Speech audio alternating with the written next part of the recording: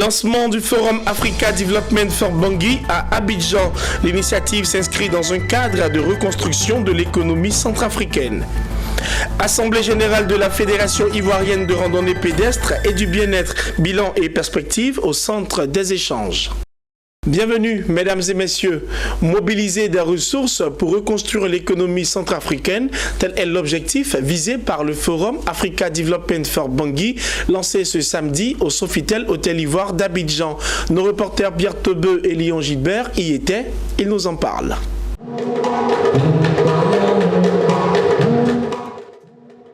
C'est avec de la chorégraphie et de la danse que s'est ouvert ce 25 janvier le forum organisé par le FAD sur la République centrafricaine à Abidjan.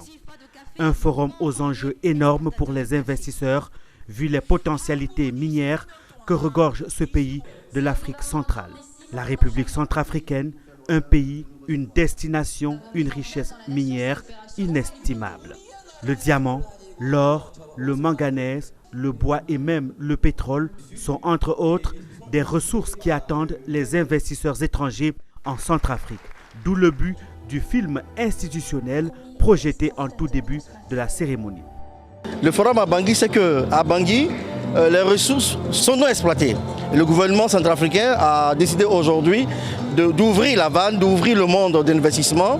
Et c'est pour ça que nous sommes aujourd'hui là pour faire appel à tout investisseur d'investir à Bangui. Il y a des facilités d'investissement, les conditions de financement sont attendues aussi. Depuis son accession à la magistrature suprême de son pays, le président Faustin Archange Touadéra a réussi à nouer des accords politiques pour faire taire les armes. Cette prochaine étape sur le développement mettra sans nul doute la Centrafrique sur le chemin de son émergence et fera d'elle la vitrine de l'Afrique centrale. Le lancement du Forum de développement économique de la Centrafrique a donné lieu à un partage d'expériences.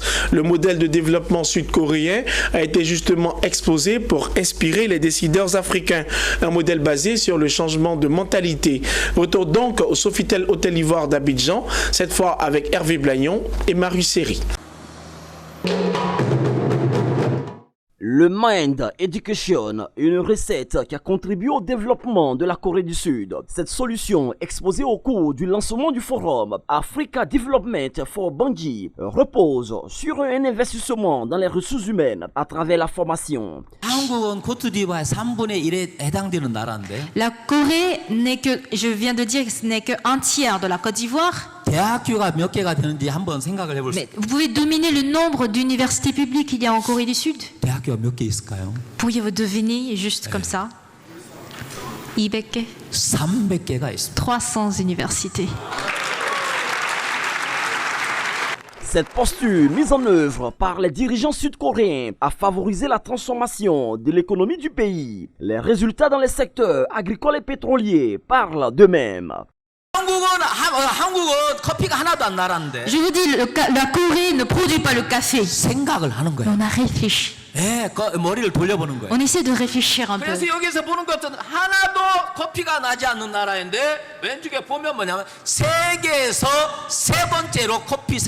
Comme vous voyez, la Corée du Sud est le troisième pays exportateur des produits de café. On a investi pour faire des recherches pendant 25 ans.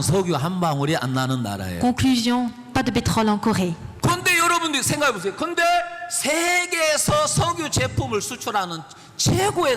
Mais aujourd'hui, la Corée est connue comme premier pays exportateur des produits pétroliers. Ce partage d'expériences sur la politique de développement de la Corée du Sud a fait des émules. Il y a encore du travail à faire, surtout au niveau de la mentalité, pour que nous puissions changer. Parce que c'est vraiment avec le changement de mentalité que nous pourrons aller de l'avant. Parce que c'est ce que la Corée a réussi à faire, à mettre de côté ce qu'on appelle l'intérêt personnel et promouvoir l'intérêt général du pays. Il est temps que l'Afrique se lève. Si la Corée du Sud a pu le faire sans rien, c'est que l'Afrique peut le faire, puisqu'on a tout. Dieu a tout donné à l'Afrique. L'expérience sud-coréenne peut servir de catalyseur à la reconstruction économique de la Centrafrique, un pays dont le potentiel économique n'est pas totalement exploité. À Abidjan, les agents du ministère des Ressources animales et halieutiques ont présenté leurs vœux de nouvel an à leur ministre de tutelle. Ils ont saisi l'occasion pour formuler leurs doléances à leur autorité. Mon désir Nascimento Odifini et Richard Akiki. Ils n'ont pas dérobé à la tradition les agents du ministère des Ressources animales et halieutiques. Ce vendredi à Abidjan, ils ont formulé leurs vœux à Moussa Dosso, ministre des Ressources animales et halieutiques. Vœux de santé, de paix, de longévité et surtout de bonheur à l'endroit de l'autorité. Occasion saisie également pour dresser la liste des doléances dont la satisfaction est susceptible d'impacter positivement les résultats de cette administration. Nous lui souhaitons vraiment plein succès dans cette nouvelle mission que le président de la République a bien voulu lui confier. Nos agents sont vraiment marginalisés au niveau du traitement des salaires. Ils sont sortis des mêmes écoles avec les mêmes formations que les agents des eaux et forêts et ils font quasiment les mêmes activités. Ils sont traités différemment. Et tout ce qu'ils voulaient, c'est qu'ils soient alignés sur le profil des agents des eaux et forêts. Au regard des défis qui attendent son administration, le ministre a rassuré ses collaborateurs et annoncé les perspectives pour 2020. L'année qui s'ouvre sera dense et décisive au plan national, sous-régional et international. Et l'action de notre ministère devra s'organiser autour de ces trois priorités. La priorité numéro 1, ce sera la préservation des acquis, à savoir l'amélioration de la santé animale et de l'hygiène publique vétérinaire, le renforcement de la professionnalisation des acteurs et la fourniture de matériel génétique performant aux éleveurs et aquaculteurs. Le ministère des Ressources animales et halieutiques est chargé de la mise en œuvre et du suivi de la politique de l'État ivoirien en matière de production animale et des ressources halieutiques. Entre autres missions, elle planifie, assure la promotion et le développement des productions animales, de l'aquaculture et de la pêche. La présentation de vœux a également eu lieu à la Caisse nationale de prévoyance sociale. L'institution se réjouit d'un excédent financier de 90 milliards de francs CFA pour l'exercice 2019, preuve de la bonne santé des prestations de services du fonds de pension des travailleurs du privé. Le reportage de Emmanuel Bonzo et Ismaël Doza. Ces dernières années, la Caisse nationale de prévoyance sociale multiplie les bonnes performances. Dans cette dynamique, l'entreprise s'est encore illustrée en 2019 en dégageant un excédent financier de 90 milliards de francs CFA contre 85 milliards en 2018. Cette progression fulgurante de la CNPS résulte d'une politique ambitieuse des responsables de l'institution. Ce résultat positif, fruit des efforts de l'ensemble du personnel du fonds de pension, a été célébré de façon festive à l'occasion de la cérémonie de présentation et d'échange de vœux en ce début d'année. À l'heure du bilan, les agents ont tenu à remercier leurs dirigeants pour avoir créé les meilleures conditions pour l'atteinte des objectifs.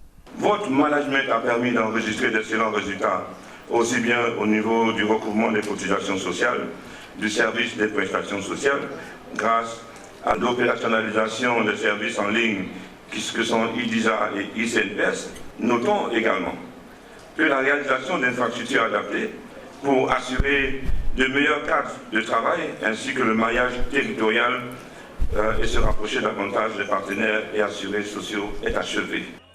Avec le thème de la tradition à la digitalisation, la CNPS s'adapte à l'ère du temps. L'entreprise est engagée dans un processus de numérisation de ses prestations de services en vue d'une simplification des procédures. Une orientation inscrite dans la vision de modernisation de l'entreprise. Pour le directeur général de la CNPS, son entreprise se porte bien au regard des nettes progressions obtenues en 2019. En 2019, plus de 16 000 nouvelles entreprises immatriculées, 78 000 nouvelles déclarations de travailleurs. Quant au paiement des droits, il se fait de façon régulière et à bonne date pour un montant annuel d'environ 148 milliards de francs CFA au titre de 2019. À côté du métier, vous savez bien que la CNPS s'est engagée dans une dynamique politique de placement des fonds et de gestion des investissements. À ce titre, de 26 milliards en 2012, nous approchons les 500 milliards de portefeuille monétaire et financier. Au fonds de pension, 2020 s'envisage sous de bons auspices pour continuer à maintenir la bonne santé de l'entreprise. Et l'ambiance festive et riche en diversité observée lors de la cérémonie de présentation de vœux augure d'une autre performance pour la CNPS.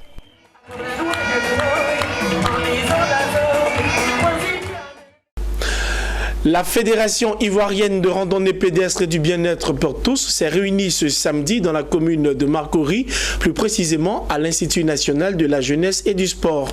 L'objectif étant de faire le bilan des activités de 2019 avant d'annoncer les perspectives de 2020. Le reportage de Walter Kofi et Doumbia Ayouba. La Fédération ivoirienne de randonnée pédestre et du bien-être pour tous a procédé à sa première assemblée générale ce samedi 25 janvier au sein de l'Institut national de la jeunesse sportive dans la commune de Marcory.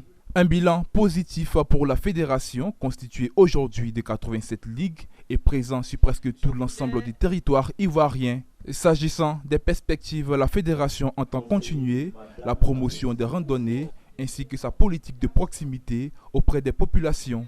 Cette année, nous allons faire, pendant ces 4 ans bien sûr, nous allons faire la promotion de la randonnée d'endurance, la compétition de la randonnée d'endurance. Il est bon de savoir qu'au niveau de l'international, depuis le 17 août 2019, la Côte d'Ivoire a porté haut, les randonneurs ivoiriens ont porté haut les couleurs de la Côte d'Ivoire. Sur 18 médailles, la Côte d'Ivoire a raflé 17 médailles. Et là, nous partons au Sénégal pour faire vendre encore cette randonnée sur le plan international. Pour Marie-Laure Essan, présidente de la fédération, l'état déficitaire du bilan financier est normal et naturellement lié au départ d'une fédération nouvelle. Au cours de notre bilan, moi je n'appellerais pas ça un bilan négatif, c'est un bilan positif dans la mesure où on voit exactement, le commissaire compte l'a dit, il a vu exactement d'où sont sorties ces dépenses et où on va. Et si vraiment on veut être une fédération sérieuse, il est important qu'on investisse. Des kits composés de sonorisation et de matériel de sport ont été offerts aux différents présidents régionaux. Cette distribution contribuera à motiver les présidents à continuer les activités de randonnée dans leur localité. Sincèrement, c'est en même temps une surprise et puis une joie très immense. Parce qu'en venant ici ce matin, je n'ai pas pensé que j'allais recevoir ce présent. Je suis très contente. En fait, pour moi, c'est un sentiment de joie. Parce que après plusieurs années de dur labeur, c'est pas facile que le ministère, l'État s'implique avec les moyens qu'ils ont. Mais vu le travail abattu par la présidente, Mme Essan, nous sommes récompensés aujourd'hui et c'est une grande joie. La randonnée pédestre est une activité de plein air qui s'effectue à pied en suivant un itinéraire. Se pratiquant seul ou en groupe, ce sport de cohésion et d'intégration participe à la bonne santé des populations. Ce journal a été préparé par l'ensemble de la rédaction. Merci de nous avoir suivis et très bonne suite de programmes sur Business 24 Africa.